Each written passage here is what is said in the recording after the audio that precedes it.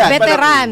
And yun, would like to thank also those people who support us kasi we're supporting yung Mowal Fund, the Film Development Council. So all these things are geared towards raising funds for the movie workers. So maraming salamat. I have to say this, Gili Philippines, PAL, PCSO, and True Life. So parang ako sila yung tumulong and the Metro Manila mayors because they waived the taxes, amusement taxes during the film fest, and those go to yun nga the beneficiaries. So maraming salamat.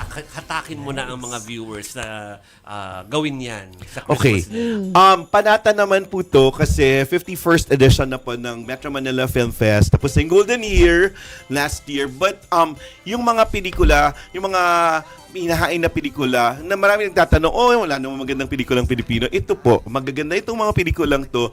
Nasa kamay na po natin whether or not susuportahan. At supportan nyo sa pagpapanood sa kanila sa sinehan ay pag-appreciate o pagpapahalaga sa mga ng manggagawa ng pelikula. Yun na lang siguro parang, kailangan ituloy yung pagpapakita ng katotohanan sa ating kultura sa pamamagitan ng pelikula. At yun, yung appreciation nyo na lang, kung naaliw kayo or natatouch kayo, na kaka-inspire kayo or hilig kayo sa mga tao, parang please supportahan nyo naman yung industriya namin. Yes, kasi agree. yun, parang kung natutuwa kayo or kahit hindi mo kayo natutuwa, kami yung nagpapakita ng ito yung kultura natin na pinapatuloy natin kahit gaano kahirap yung buhay. Kaya sabi ko nga, nung sinabing 500 pesos, di ba, yung Noche Buena, parang nasa na yung essential na pagpapanood ng pelikula. Sana, Jovi, taasan mo naman yung bigay mo. I think para sa mga bata, manood kayo ng sine. Yung sinadagdagan. Pero dagdagan mo. Hindi na yan 50. Hindi kasya yung 100. Dadagdagan